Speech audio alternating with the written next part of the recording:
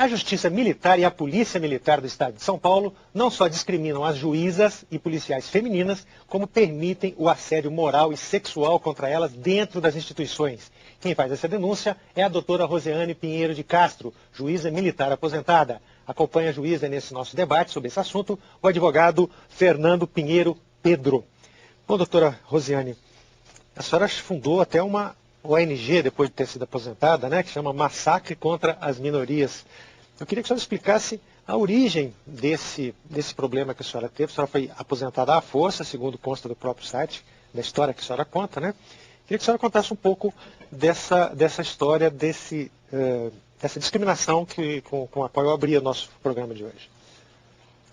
Em 94 eu tomei posse como juíza militar, lá no estado de São Paulo, junto à quarta auditoria. Logo depois, a minha antecessora se aposentou, ficando somente eu como juíza militar, mulher, em todo o estado de São Paulo. E começaram a surgir algumas questões em que eu não concordava. Primeiro, por ser mulher, a mulher tem sempre uma visão mais prática, mais pessoal, vamos dizer, de determinados assuntos, o próprio estupro, né? Às vezes, como mulher, eu via que o policial não era o estuprado, não tinha estuprado, e sim, ele era estuprado. Porque não é por eu ser mulher que nós não vamos ver determinadas coisas. E por ser a única mulher, começaram a me procurar algumas policiais femininas que estavam sofrendo todo tipo de assédio. Muitas assédio moral, outras assédio sexual, outras ambos os assédios, e geralmente com o mesmo desfecho. Ou seja, aposentadas por insanidade. Por insanidade? Sempre. A mulher, quando ela toma a decisão, ela resolve ir para frente, denunciar o caso. Isso não só é a nível São Paulo, que a nossa ONG, ela abrange o Brasil inteiro. Inclusive, a procura tem sido tão grande que as Forças Armadas também já têm nos procurado. Então, essa ONG, ela está... As mulheres das Forças Armadas. E homens também que sofrem assédio moral. Gostaria até de aproveitar, então, já tocamos aí no nome da ONG, que a nossa técnica colocasse no ar o site da ONG, que é www.massacredasminorias.com. Quem frequentar aí o site poderá se comunicar aí com a diretoria, com a doutora Rosiane ou o doutor Fernando, que é o vice-presidente, para, enfim, tirar alguma dúvida ou expor o seu problema. O Fernando é o nosso consultor jurídico. Consultor jurídico e vice-presidente. Isso. Muito bem, e a questão que afeta a mulher é a discriminação e o assédio sexual quase sempre. E o homem? Qual é o problema que o homem enfrenta? Inclusive, eu vi aí na lista de colaboradores da ONG, e a própria presença do Dr. Fernando comprova isso, tem vários homens. Muitos. Né? Então, qual é a queixa dos homens? Na realidade, eu quis fazer uma ONG. A ideia foi, primeiramente, os direitos humanos do policial militar. E quando eu falo policial militar, eu falo praça, e hoje também eu falo das Forças Armadas. É importante falar que praça são soldados, cabos, sargentos, ou seja, os subalternos dentro os últimos na escala, da hierarquia, não os oficiais. Né? Uhum. O nível de assédio moral nas polícias e nas Forças Armadas está alarmante. Assédio moral é aquele... O senhor podia explicar para a gente, doutor Fernando? Juridicamente, vamos ver. Tem acontecido muito, o Sérgio, até a gente estava conversando um pouco antes do programa, é uma mudança de filosofia. Primeiro, um fator novo. De uns 20 anos para cá, o volume enorme de mulheres que passaram a integrar as Forças Armadas e as polícias militares. Né? Sendo que nas polícias militares, nós temos uma estrutura militar hierarquizada, similar à das Forças Armadas, mas com uma função diferente. Enquanto que nas Forças Armadas você tem essa função hierarquizada, mas para momentos em que o país se vê ameaçado e na defesa da sua soberania, para períodos de guerra, de intervenção em larga escala, né? Na polícia militar, essa hierarquia muito rígida, ela é voltada para uma atividade administrativa, que é de policiamento, né? Para deter pessoas, né? Prender suspeitos, reprimir manifestações. Então, quando a mulher entra nessa hierarquia, a gente tem observado isso bastante, há uma reação cultural. Primeiro, um espaço que antigamente era um espaço dos machos, né, dos homens, ocupado gradativamente pelas mulheres. Segundo, um fato muito claro que tem acontecido em toda a vida corporativa empresarial, e não é diferente no Estado, o fato de indivíduos estarem hierarquicamente postos acima de mulheres e fazerem uso dessa hierarquia para assediar sexualmente, assediar moralmente o subalterno. Quando se trata de uma hierarquia militar, o assédio é mais forte, porque há por trás disso a disciplina, né? E quando isso não acontece, o assédio passa a ser um assédio moral, né?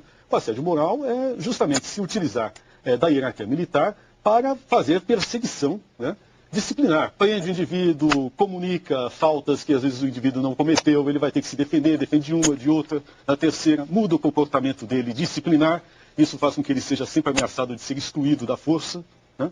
E isso traz para dentro do indivíduo, para dentro da casa do indivíduo, toda uma paixão, né, somada à própria atividade dele, que é uma atividade de lidar com a violência do dia a dia, que torna a vida dele insuportável.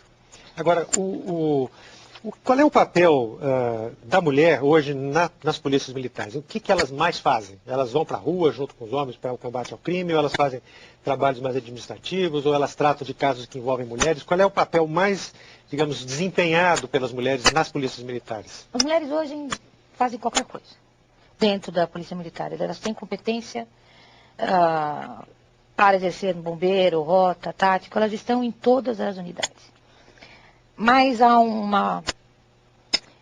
algo que deve se chamar a atenção, porque geralmente as bonitas, elas são trazidas para dentro dos gabinetes. E vamos dizer, os padrões mais feios são colocados para trabalhar na rua, quando muitas não querem isso. E é ali que muitas vezes começa o assédio. Pela própria proximidade com o superior. Exatamente. Tanto que, num dos processos que eu atuei, que foi uma das causas da minha aposentadoria obrigatória, né? Forçada, por insanidade. A senhora foi aposentada por insanidade eu também? Sou insana. E já, inclusive, é bom a senhora avisar para a gente, os espectadores aqui terem em mente. Não, eu já estou com laudo de sanidade na bolsa, para não ter problema. Porque todas as mulheres, quando sofrem qualquer tipo de assédio, inclusive os homens também, assédio moral, também vão pela mesma. Nós temos um amigo. Com atestado médico e tudo? Nós temos um amigo, o Sargento Mendes, por sinal, me autorizou a dizer o nome dele. Ele foi considerado insano, porque se rebelou contra o sistema, o comando. E... é importante explicar, o laudo de sanidade é o seguinte, é muito comum, porque o indivíduo passar para a reserva, ou ser aposentado por insanidade, passar para a reserva no serviço militar. Porque se dá um laudo em que o indivíduo está num estresse que o desqualifica para o serviço ativo. Então, quer dizer, a insanidade precisa ser vista, entre aspas, do ponto de vista do laudo psiquiátrico, é desqualificar o indivíduo, ou seja, ele está próximo a ter crises nervosas, tal, ou seja, que o desqualifica para a atividade mas o meu policial. É insanidade mesmo. Por julgamento. É inválida permanentemente É. para o exercício público. É transtorno afetivo bipolar com sintomas maníacos psicóticos. Isso foi motivado, quem que deu início, como foi dado início nesse processo? Justamente desse caso que eu comentei. Sim, a senhora estava defendendo? Eu estava com um caso, aliás, de um oficial superior que estaria assediando uma soldado, esposa também de um soldado, e esse caso veio parar nas minhas mãos, e eu condenei esse oficial superior, não por assédio sexual, nem moral, porque na justiça militar não há previsão legal para isso. Então, a parte do assédio, encaminhei para a justiça comum e fiquei com atentado violento ao pudor. Os crimes que me competiam, à época, julgar. E esse coronel foi condenado. À época, os oficiais se revoltaram. Fique bem claro que não é esse comando de hoje, né, que foi o comando de 2004. E foi feito uma armação para que eu fosse julgada ou declarada inválida permanentemente por um psiquiatra que nunca me viu, não me conhece. É um laudo de 3, 4 linhas, não tem histórico, não tem nada. E isso praticamente acabou com a minha vida, à época, porque eu fiz concurso. né? Eu fiz... Tinha sido recente, né, o concurso que a senhora fez. Eu fiz em 1993, eu tomei posse em 94. Eu fui para a Justiça Militar. Também já trabalhou na Justiça Militar há mais de 20 anos. Já trabalhava antes, né? Eu entrei com 18 anos na Justiça Militar, por concurso público. Aliás, fui a primeira mulher administrativamente a trabalhar no Tribunal Militar. E o meu sonho era ser juíza militar. Então, eu fiz concurso à época para uma vaga. Estudei. Era o meu sonho. Sou filha de militares, né? Neta de militares. E aquilo, à época, enfim, o assédio moral que eu passei, eu cheguei a ter mais de 30 processos administrativos. A ponto de, um determinado dia, eu receber 5 intimações de uma só vez. Então, o assédio moral que você passa a sofrer, a pressão, a coação que você passa a sofrer, era um julgamento atrás do outro, os motivos dos mais absurdos. Um, porque eu não cumprimentei o presidente do Tribunal Militar numa solenidade civil. Até porque eu sou pequena, não dá para ver todo mundo. Pelo fato da senhora não ter cumprimentado o presidente? Foi uma solenidade, não solenidade, foi até uma... Isso gerou um processo administrativo? Gerou um processo administrativo. Foi numa solenidade, foi uma convenção da Polícia Militar, teve em São Paulo, uma coisa totalmente civil, eu fui na parte da manhã. E realmente não dá para você ver todo mundo. E eu não sou militar, eu sou juíza de direito, né? E não teria o porquê não cumprimentá-lo, mas realmente eu não vi, não sei onde eles estão. Então, só para dar um exemplo do que é o assédio moral. Por qualquer motivo, você passa a sofrer todo tipo de constrangimento, todo tipo de pressão. Houve tentativas de invasão na minha residência, está registrado na delegacia da mulher, e a ponto de realmente mexer com a minha saúde. Eu entrei em depressão, eu entrei em síndrome do pânico, eu não queria mais sair de casa, se não fossem meus amigos, né? Essa realidade, doutor Fernando, ela é observada pelo que a ONG já pôde detectar em outros estados também? É observado. Isso é comum? É comum. O grande problema Sete, é a característica da hierarquia militar de 15 níveis, né, ou mais, que é posta hoje no serviço policial militar. Não deveria mais ser assim, né? A Justiça Militar, pouca gente sabe disso, ela já foi criada, a Justiça Militar Estadual, ela foi criada no início do século XX, justamente como uma forma de evitar os assédios morais aos quais os policiais militares eram submetidos na época. Na época eram as famosas milícias, né? Forças públicas, que eram submetidas a enormes arbitrariedades administrativas. Naquela época a punição incluía até chibata, né? Então criou-se uma justiça especializada até para tratar desses assuntos numa ação muito forte no início do século XX, até com o apoio do Supremo Tribunal Federal na época, né? Então foi uma conquista, né? De lá para cá, é lógico que as arbitrariedades mudaram tecnologicamente. Hoje, a arbitrariedade é esse tipo de assédio de você lotar a ficha disciplinar de um indivíduo com uma série de comunicações de atos, dos quais ele tem que se defender, a ponto dele passar parte da sua vida ativa se defendendo administrativamente, o que praticamente inviabiliza o seu trabalho, né? Somado a isso, há uma questão histórica. Com a queda do regime militar na década de 80, as polícias militares passaram a ser devedoras, né, de um débito social que diretamente não era voltado a elas, né? Então, a população, de certa maneira, enxerga na atividade policial militar uma atividade violenta, por princípio. E a resposta que as instituições têm dado, né, principalmente na região sudeste, né, Minas, Rio de Janeiro e São Paulo, é, de início, condenar o indivíduo por suspeita, né, afastá-lo da atividade em qualquer intervalo de rua, né, submetê-lo a uma investigação pelas corregedorias que foram criadas aí na década de 90, né, em cada uma dessas polícias, passar a investigar a vida desse indivíduo por qualquer irregularidade apresentada, com o intuito de dar uma satisfação à sociedade, né? Quer dizer, para nós que somos civis, a gente observa a polícia trabalhando, né, administrativamente, o comando reagindo e tal. Para o indivíduo que está sozinho nessa atividade e não conta nem com a opinião pública, nem com a mídia, nem com ninguém para defender os seus direitos, ele é absolutamente massacrado. Ele não tem uma assessoria jurídica, ele muitas vezes é preso administrativamente, incomunicável, né? E as prisões administrativas podem suceder a ponto de serem prorrogadas, né? Muitas vezes há casos de suicídio, há casos em que o indivíduo fica absolutamente inabilitado, há acusações até de tortura, né? E isso por um período anterior, inclusive, chegou a ser algo que se verificava com muita entonação. Tem reduzido aos poucos agora com essa figura jurídica do assédio moral, que era uma coisa que começou a ser observada nas atividades empresariais, mas que agora tem que ser efetivamente observada nas atividades públicas, principalmente nas instituições militares.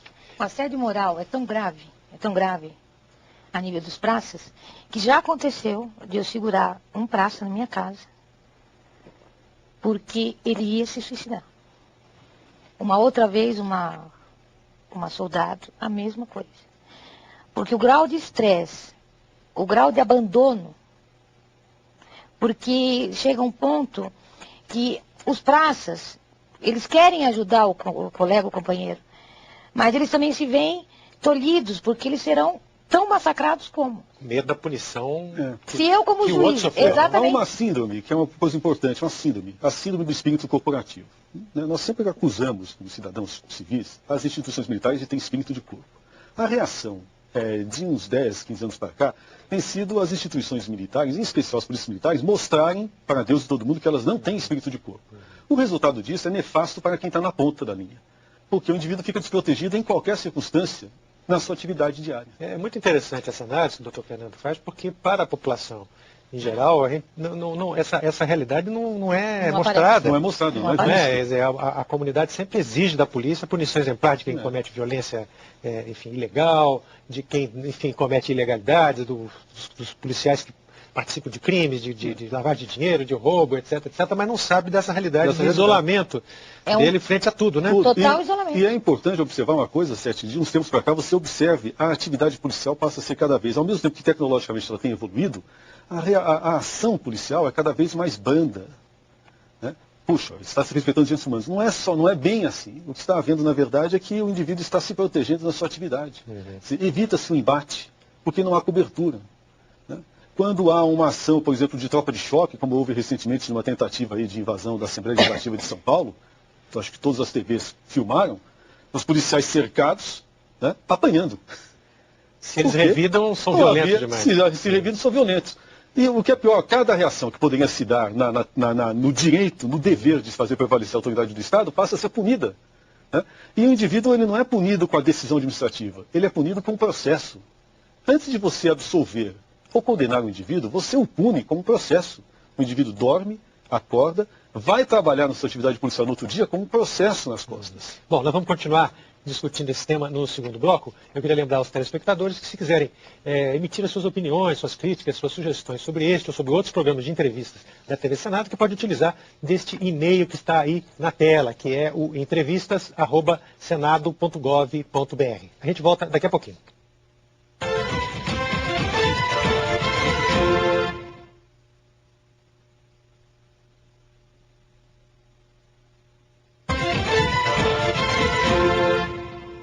O Cidadania Debate retorna discutindo a discriminação contra a mulher e o assédio moral e sexual contra ambos os sexos nas polícias militares. O assunto está sendo discutido aqui no nosso debate com a doutora Rosiane Pinheiro de Castro, que é juíza aposentada da Justiça Militar de São Paulo, e com o doutor Fernando Pinheiro Pedro, que é vice-presidente da entidade massacredaminorias.com. Bom, nós estávamos no primeiro bloco aí tentando identificar essas razões da criação da ONG, e aí chegamos aí a detectar como o soldado, o sargento, enfim, os policiais militares de baixa patente sofrem com as perseguições de vários tipos que ocorrem de cima para baixo, ou então da sociedade, que eles se sentem muito, ou ficam muito isolados quando sofrem um processo, um inquérito, porque ninguém apoia, né? Quer dizer, nem a mídia, nem a sociedade, nem os seus superiores, nem os colegas, porque também temem a mesma punição. Às vezes nem a vizinhança. Nem a vizinhança, né? Por medo de represália. Na realidade, nós pensamos nessa ONG como os direitos humanos do policial militar. Porque... que começou como uma discriminação contra a mulher, se descobriu que, exatamente, do ponto de vista de assédio moral, a coisa era se acontece com uma juíza, que não foi no meu caso, e eu fiquei completamente sozinha, abandonada a nível de colegas e profissão, falei, e os praças? Como ficam? E daí já estavam me procurando praças que estavam sofrendo todo tipo de assédio moral. Quando falo praças, são homens também. E foi a nossa ideia criar essa ONG. A quem que eles podem recorrer normalmente? Digamos, um advogado é uma coisa usual, mas, por exemplo, o Ministério Público, existe alguma outra entidade? A quem que um injustiçado pode recorrer? Um policial militar injustiçado? Você vê uma coisa, tem uma lei do Estado de São Paulo... Além da ONG, naturalmente. Tem uma lei no Estado de São Paulo de 74, que criou lá a possibilidade dos praças e oficiais se verem defendidos gratuitamente por uma autarquia, no caso a Caixa de Assistência da Polícia Militar, que é uma autarquia, né? Ter um advogado para defendê-los quando cometem crime contra a pessoa no exercício da função. Então, homicídio, lesão corporal, né? O que tem acontecido? Primeiro, esse serviço foi sendo, durante a década de 80 para 90, seguidamente desabilitado. A ponto de hoje ter um advogado, né, credenciado para atender todo o estado de São Paulo, no horizonte de 100 mil policiais militares. Significa dizer que o serviço, na verdade, não funciona. Bom, fora isso... O OAB, por exemplo. Pois é, o OAB faz aquele serviço de assessoria jurídica gratuita, mas em tribunais. Não há uma assessoria gratuita na parte administrativa disciplinar. E é aí que é o grande problema na estrutura policial militar. A parte administrativa disciplinar é onde a gente verifica o maior volume de assédio. Que é onde o indivíduo não tem aonde ele recorrer. Tem uma ou outra associação de policiais militares, mas que também não tem um trabalho coligado, correto, de apoio. Né? Eles também têm os superiores. E a própria estrutura militar, ela é muito mal orientada nesse ponto de vista. Nós deveríamos ter, na verdade, quase que um batalhão de assistentes sociais, de psicólogos, de médicos na Polícia Militar, para atender os graves problemas decorrentes desse tipo de atividade. É uma atividade violenta por natureza, somada ao contínuo assédio moral e hierárquico, o indivíduo ele fica altamente pressionado. E o que acontece? Ele bebe. Há uma incidência de mais de 1/3 de alcoolismo dentro da Polícia Militar. Que coisa, hein? Ele pode se drogar, ele comete violência doméstica contra a mulher, contra os filhos. Né? Ele descarrega no primeiro mais fraco que ele encontra. E geralmente o que acontece? Como é que a organização reage? Se a organização o pega bêbado, se a organização surpreende batendo no filho ou nas mulheres, né? Ou na mulher em casa, né? Se a organização o pega numa atividade antissocial decorrente do estresse, ela o pune. Ela pune o indivíduo. Né? Ou seja, ele não fez o trabalho preventivo. Né? Em vez de fazer um trabalho preventivo ou de tratamento, ela piora a situação. Se ele age corretamente no embate contra um bandido na rua, né? Ela também vai puni-lo. Ela o afasta da atividade de rua para examiná-lo, por que ele agiu cumprindo seu dever. Então, nós estamos numa situação em que efetivamente está havendo um travamento com reflexos na sociedade muito graves, né, na base da atividade policial. E o que é pior, isso faz com que a estrutura da polícia comece aos poucos a deixar de funcionar. Um adendo. São Paulo, o maior estado, né, brasileiro a nível de efetivo. Nós temos 3 psiquiatras no Hospital Militar, sendo que um deles está afastado por depressão. O psiquiatra está por depressão? É muito... Então, aonde complicado. O policial militar, ele vai ter apoio nenhum, porque ele não pode pagar um psiquiatra particular. Os psicólogos são oficiais superiores. Como é que ele vai declarar ou desabafar o seu problema com outro oficial? E também são poucos. Não há um lugar. E outra coisa, a justiça militar, o regulamento, tem que ser advogados especializados. E a maioria, infelizmente, não conhece a justiça militar, seja a estadual, federal, que... não há uma especialização no Brasil em direito penal militar, direito administrativo disciplinar, né? É uma caixa preta no direito. Nós vemos livros hoje de pessoas muito bons, mas pessoas que... Não lidam no dia a dia. Não lidam no dia a dia. A doutrina... Coisa mais teórica. A doutrina, a teoria é maravilhosa, mas a prática, o dia a dia, de você pegar um soldado, trazer para sua casa, sabe? Ficar com ele ali, mostrar para ele que há pouco tempo, acho que uns 3 meses atrás, esse sargento, ele queria dar um tiro na cabeça dele. E eu passei a noite conversando com ele pelo telefone, mostrando. Isso nós fazemos porque nós somos pais, nós somos, enfim, mas isso deveria vir das instituições militares. Isso que eu ia perguntar, doutor Fernando, aí, feito esse diagnóstico que me pareceu muito grave, eu como imagino que muitos telespectadores também não conheciam essa realidade tão tão grave, tão importante, que é essa dia a dia da vida do policial militar, eu perguntaria ao doutor Fernando, qual é a solução, então? Quer dizer, para esse conjunto de problemas que o senhor listou, quer dizer, a questão do isolamento, a questão da saúde, a questão das regras que não permitem uma saída para esse cidadão. Qual é a solução? Quais são as soluções? Duas saídas. Fala-se muito em unificação de polícias, o que na verdade é uma coisa anacrônica no mundo todo. Quanto mais polícias nós tivermos, melhor. Elas até competem positivamente entre si, e é o que tem acontecido no mundo todo. Então não é bem por aí. O que poderia existir, na verdade, seria, sem perder essa estética disciplinar, né, mas uma redução desse vínculo hierárquico com as Forças Armadas, das polícias militares. Isso reduziria bastante, porque criaria um novo tipo de carreira, né, sem separar plebeus de nobres, né, como é a tradição militar, né, ou seja, aquele que já nasce nobre e o que continua plebeu e não vai subir nunca. Né. Alterar esse quadro para que houvesse um nível, uma perspectiva de ascensão dentro da polícia, né, por parte de quem começa de baixo no policiamento de rua. Né. Segundo, eu acho que aí um trabalho importante do Senado, da Câmara, né, do Congresso Nacional, pegar o Estatuto do Militar e fazer uma alteração nessa legislação que já conta com 30 anos. Né, dormir em serviço. E que estabelece uma série de normas sem cuidar dos direitos. Há uma série de obrigações conferidas aos militares, mas não há direitos. Perfeito. Por exemplo, tem assistência médica, assistência social à família do militar, né, assistência psicológica ao militar na sua atividade, né, ter um serviço de advocacia militar, né, onde o indivíduo se visse defendido dentro da própria estrutura militar, talvez até por um corpo de advogados militares. A Defensoria Pública não tem essa... A Defensoria Pública não tem nem cultura para trabalhar na estrutura militar. Não tem. E é necessário que haja uma especialização, porque a atividade militar é uma atividade especializada. Né? Lidar no processo disciplinar com um oficial linha dura, e que já entra no processo disciplinar pré-julgando, acontece muitas vezes. Né? Então, se você não tem um defensor especializado, você simplesmente morre, porque o contencioso na administração militar é desproporcional por princípio. Então, há necessidade de se fazer alterações a partir da estrutura da lei. Dormir em serviço, como eu disse, deveria ser para tempo de guerra.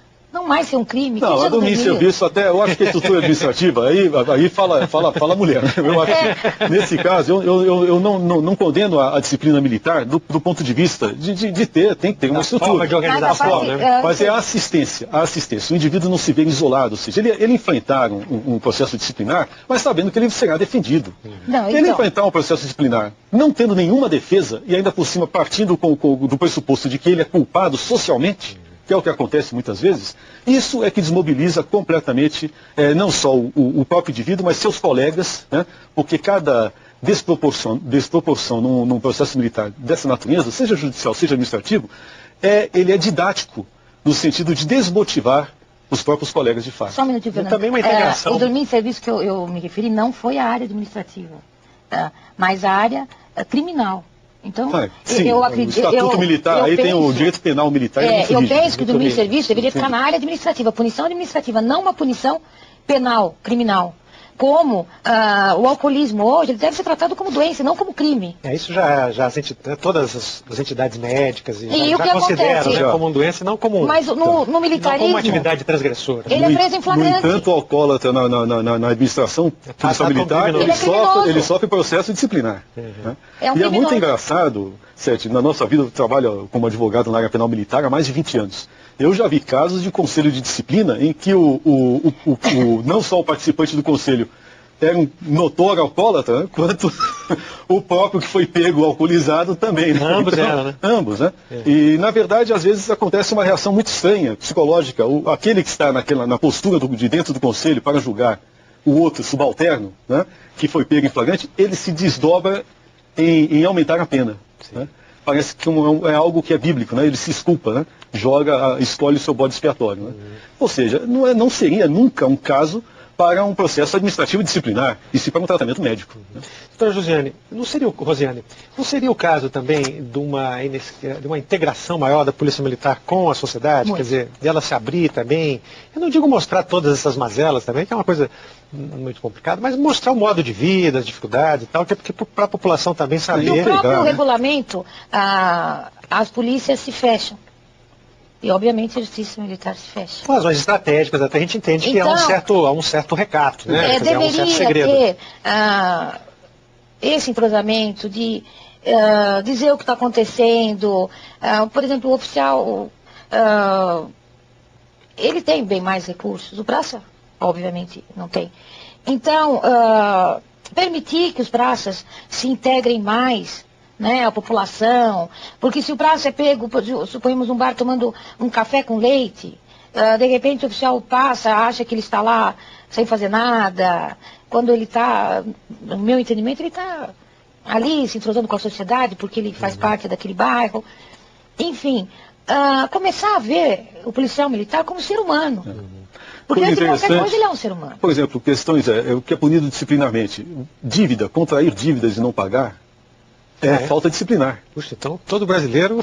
Você já pensou? O sujeito da padaria lá, ele, em vez de executar um soldado judicialmente, ele pode simplesmente se dirigir ao quartel e fazer uma denúncia. E o soldado é punido disciplinarmente. Casamento tem como... Quer dizer, é um problema de ordem social e econômica, mas que passa por âmbito... É verdade.